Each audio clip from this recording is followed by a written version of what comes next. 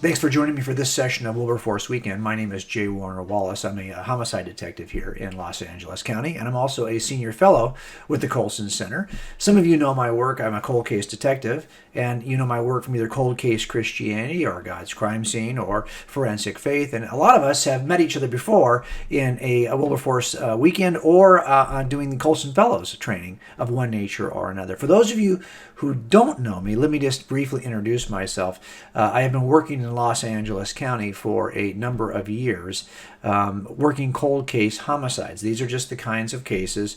Look, only a homicide has no statute of limitations. So if we don't solve a case like that, a homicide, we can reopen it years later. If you like cases you've seen on Dateline, well, you may have seen some of my cases because I think I've been on Dateline more than anybody else in the country.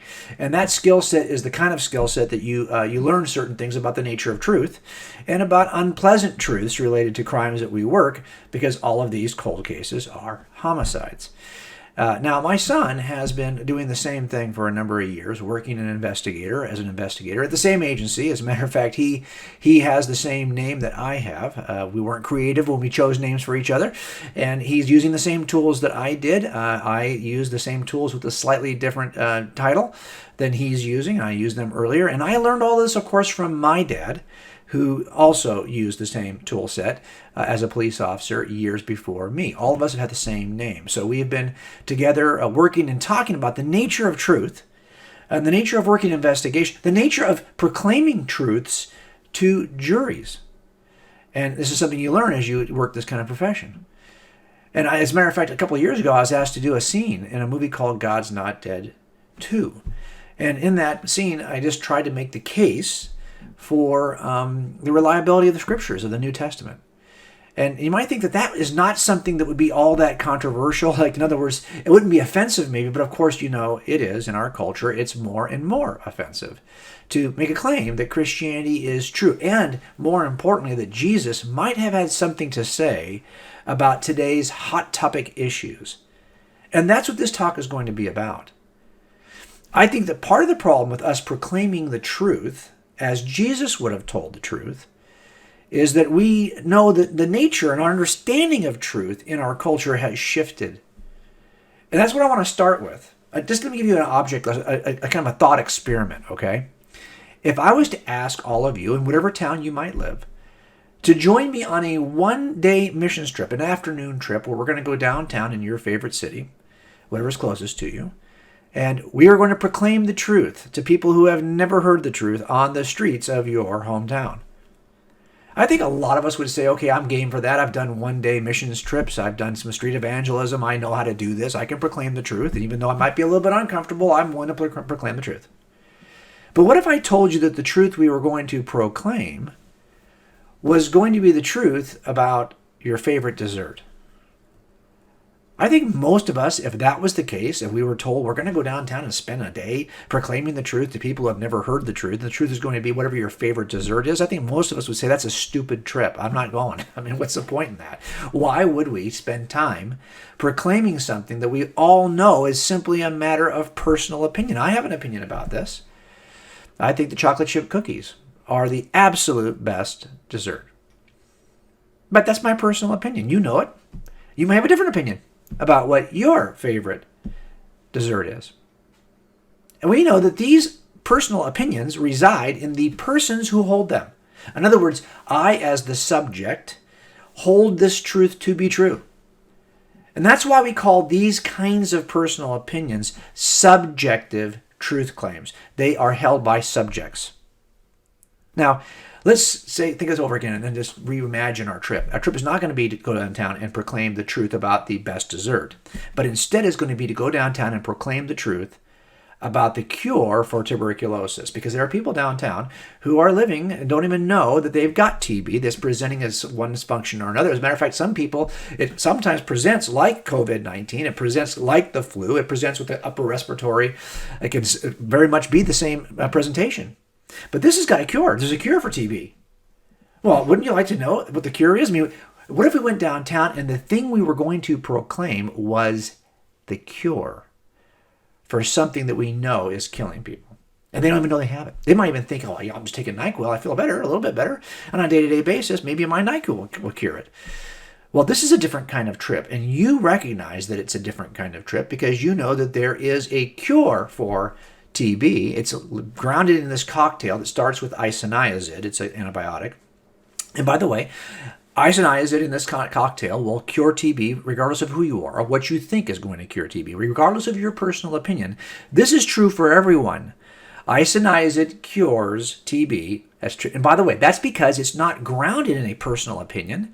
The truth about isoniazid is grounded in the thing called isoniazid, that object. This is why these kinds of truth claims are called objective truth claims. They are grounded in objects, not subjects. Your opinion cannot change what cures TB. But the object itself can cure TB. It's grounded in the object. One way to tell the difference is simply to ask yourself, can your opinion make it so? If your opinion is powerless to make it so, then it's probably an objective truth claim. Now, I bring this up because as we talk about speaking unpopular truths, we have to make sure that we don't think that the culture is starting to believe this, that everything's a matter of perspective, a matter of your personal experience versus my personal experience. You may have your view of traditional marriage, but I have a different view of marriage. You have your view of gender, I have my view of gender. And everything is a matter of subjective personal choice. I sometimes think that we don't even share the gospel with people, the truth about how to be saved, because we've fallen into this sense that everything is a matter of personal choice. You know, your neighbors, they're very abiding, very devout Mormons. They have a nice life. They believe in Jesus, don't they? Isn't that good enough for them? Why would I want to go over there and shake that tree when my Mormon neighbors are so sweet and they believe in Jesus too, don't they? It's working for them. This is working for me. Do you see how we can fall into this kind of thinking? Really? So are you thinking that the truth about God, the gospel, is a matter of subjective opinion? That your opinion makes it so? Or is it just that there's a claim out there that our opinion is powerless to change? It's an objective claim. Look, I think sometimes we don't share the gospel with people because we treat the gospel like a cookie instead of a cure. And that's the danger, right? Now, one of the kinds of claims related to our Christian beliefs, we make claims about Jesus, we make claims about God, but we make claims about moral truths, claims about morality.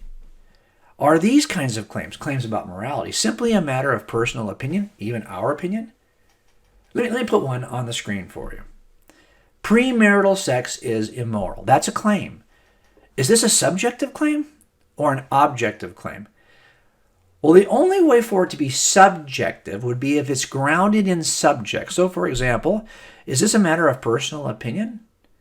What if the claim was slightly different? You said, well, I think that having sex with minors is perfectly fine. Okay, well, if it's a matter of personal opinion, how could I dissuade you? In other words, if you get to decide what is morally true and you hold that view, and I say, no, that's not right, you shouldn't do that. That's called pedophilia. Well, okay, wait a minute. Now, that's just your personal view. My personal view is equal to your personal view. You can't tell me that yours matters more than me. You'd be saying that you as a person matter more than me. And we know that's not true. So therefore, leave me alone. I hold this view. You hold different view. So what? It's a matter of personal opinion. Is that how this works? The other way this could be a subjective claim would be if a group of persons, a group of subjects held it to be true. But that's the case if one culture thinks it's okay to sleep with minors, and there are many cultures around the world that do, we would be powerless as a different culture to tell them they're wrong. Any kind of abuse, if they accept the abuse as perfectly fine for a certain category of people, we would be powerless to say you ought not do that. Do you see the problem? If moral truths are simply subjective, then even a group of subjects, you can't adjudicate between two groups. Now, we know we ought to be able to adjudicate between two groups. We know that certain things are morally reprehensible, and this law transcends the groups. Where does it come from? It's objectively rooted. And by the way, once you discover that something is objective rather than subjective, the only thing left to do is to decide if it's true or false. But here's a more important issue. If a claim is objective and not subjective, we ought to be talking about those kinds of claims. I get it. You don't want to spend a lot of time talking about your favorite dessert. I don't blame you. But That's because it's subjectively grounded. But if this is a claim like TB, like the cure for TB, and I happen to have an opinion that NyQuil will cure my TB, I would hope you would step in and correct me, because objective claims are the kinds of claims we ought to be talking about with each other. And that's why this issue of talking about and speaking unpopular moral truths is so important. Because if moral truths are not a matter of personal perspective, and they're not a matter of cultural consensus, then they're the kinds of objective claims we ought to be talking about. And that's why I think it's important for us to get in the game. I want to show you one way in which we've confused this.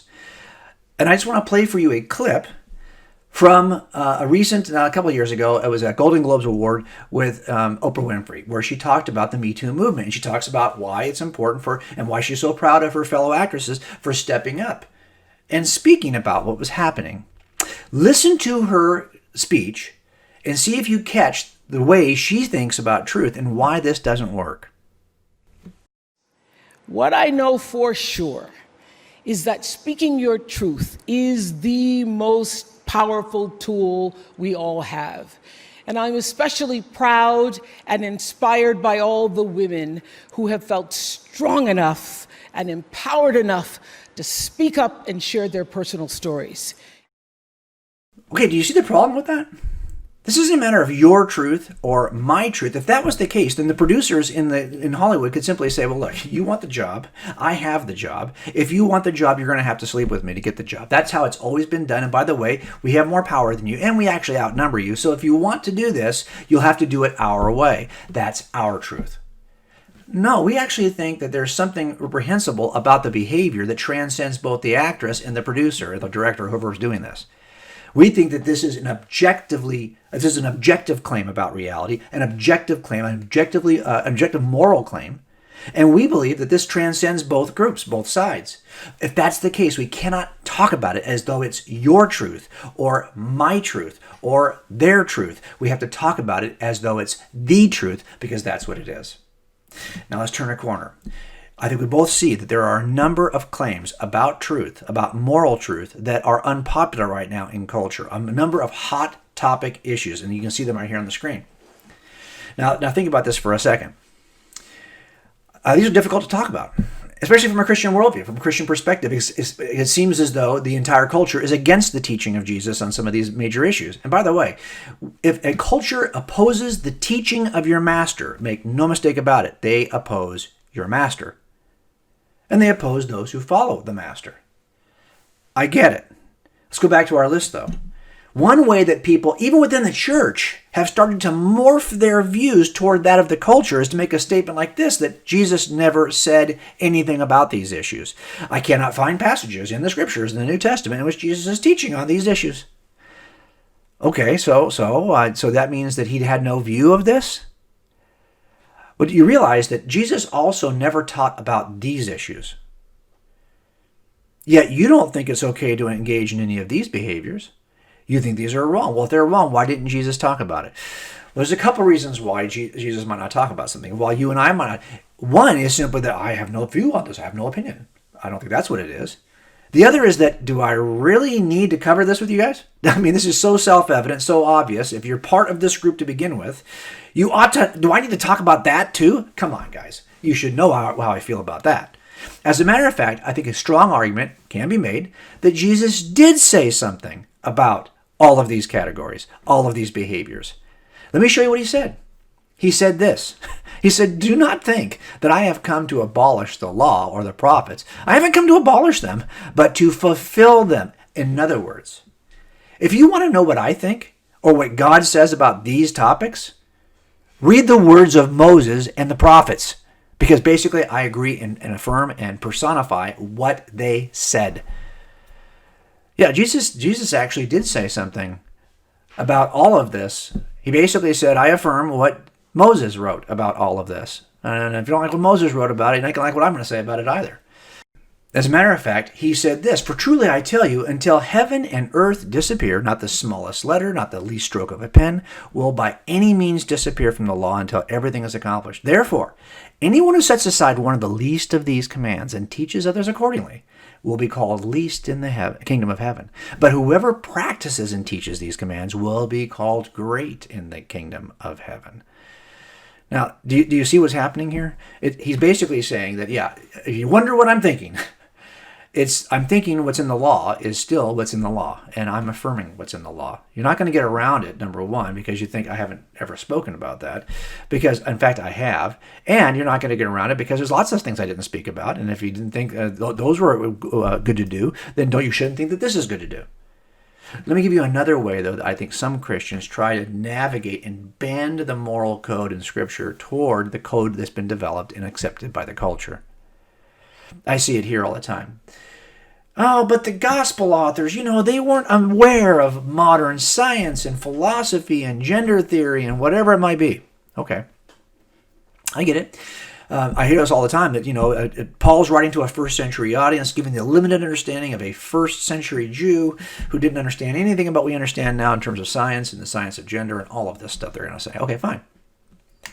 Let's think about that for a minute. Have you noticed this? Miracles don't occur evenly in Scripture. If you start with the opening pages of Genesis and work all the way through to the end of the New Testament, if you could chart out a timeline, you would find that miracles don't occur every 5 years or every 1 year. It's not like an even spread of miracles throughout the entire Old and New Testament. In fact, the miracles are bunched around largely 4 individuals. You'll see them around Moses, Elijah, Elisha, and Jesus. As a matter of fact, about 80% of all the miracles are centered on 2 characters in Scripture, Moses and Jesus. Why? Why is that the case? Well, because the miracles are not just a matter of frivolity or God trying to impress you. Instead, miracles authenticate a messenger. Miracles always authenticate the messenger. They are there to be a signal that this is somebody who has the authority of God. He is speaking for, he's working the miracles first and then heralding. He'll heal, Jesus would heal, and then herald. And we know that this is meant to be an attestation of the authority of the messenger because Peter tells us this in the book of Acts, where he says, Men of Israel, listen to these words. Jesus the Nazarene, a man attested to you by God with miracles and wonders and signs which God performed through him in your midst, just as you yourselves know. Miracles authenticate a messenger. Now, why that's important is if you think there's a new message from God on all those hot topic issues in culture, then there ought to be a messenger who's been authenticated by miracles who would appear and give us the new message. Who's that? I don't see that guy. And until I see that guy, I'm going to default back to the guy who last was authenticated by miracles. And that would be who? Oh yeah, Jesus of Nazareth. That guy, whatever he said, it hasn't changed. And if you think that he didn't know the science, he is the author of science, okay? He is the author of the facts, of the things you are calling law, natural law. God is the author of those things, and Jesus he demonstrated he was God through the resurrection. Now, I got one last parting thing to ask you, though. Why would you be surprised, even for an instant, that the teaching of Jesus is going to be unpopular, that if you embrace the teaching of Jesus, that you will have to speak unpopular truths, that if you embrace and proclaim the teaching of Jesus, that you will yourself also be unpopular? Think about this for a second. Jesus, when he saw the crowd, he went up on the mountain, right? And after he sat down, his disciples came to him, and he began to teach them. He opened his mouth saying to them, Blessed are the poor in spirit, and those who mourn, and those who are gentle, and those who are hungering and thirsting for righteousness, and those who are merciful, and those who are pure in heart, and those who are peacemakers, and those who are persecuted for the sake of righteousness. And then he turns to his disciples and he says, Blessed are you when people insult you and persecute you and falsely say all kinds of evil against you because of me. Not if they do, when they do. You adopt the view of Jesus. You start to proclaim. By the way, he says, rejoice and be glad. Don't fret about it. Don't wonder how I'm going to do this. Rejoice and be glad as you're doing it, because in the same way they persecuted the prophets who were before you. Now think about that. Well, that's been happening forever. Why? Because clearly when you speak the words of God into a world of humans, you can expect to get spanked. This is what happens. Fallen humans don't want to hear the word of God. But by the way, you're supposed to be the salt of the earth. If the salt's become tasteless, how's it going to be made salty again? It's good for nothing to be thrown out and trampled underfoot by men. You're the light of the world. A city set on a hill can't be hidden, nor does anyone light a lamp and stick it under a basket, but on the lampstand, and it gives light to all who are in the house. We're called to be salt and light. And nobody wants to have salt rubbed in the wounds sometimes, right? Although it does heal. And nobody wants to have the light shine on their darkness when they're trying to hide. So, what I typically tell young people, I'm going to tell you. It's easy to say that I am a Christ follower. And I do say that. But at times I have to ask myself, is that true, or am I really more a Christ admirer, a Jesus admirer, rather than a Jesus follower? I see sometimes in the church we find ourselves as we say we follow Christ, but we're not really Jesus followers, we're Jesus admirers. And then if we start to modify the words, we're kind of like Jesus modifiers. And sometimes we'll just cut out entire things that Jesus said, and we're like Jesus redactors. Look, we are called to be Jesus followers. And that means that, you're going to have to take on the uncomfortable, unpopular truths. And then when you are insulted and when you are persecuted and when people falsely say evil against you because of Jesus, you're going to go, woohoo!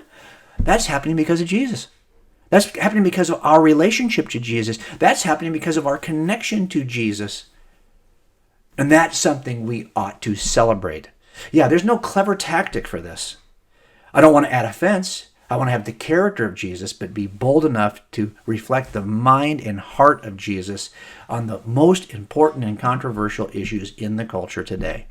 So I wish I could give you a kind of a slick technique that'll help this to go easier. But if it's going to go easy, we're probably not doing it right.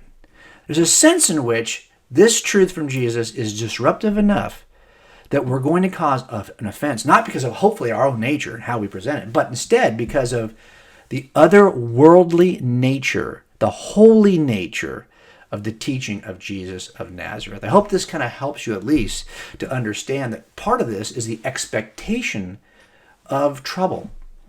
And once I know it's coming, it's a little easier. I'm not going to be surprised by it. Don't you be surprised by it either. We have a duty to proclaim and speak unpopular truths. Thanks for joining me on this session. And I hope you got a lot out of this whole entire experience this year at Wilberforce Weekend.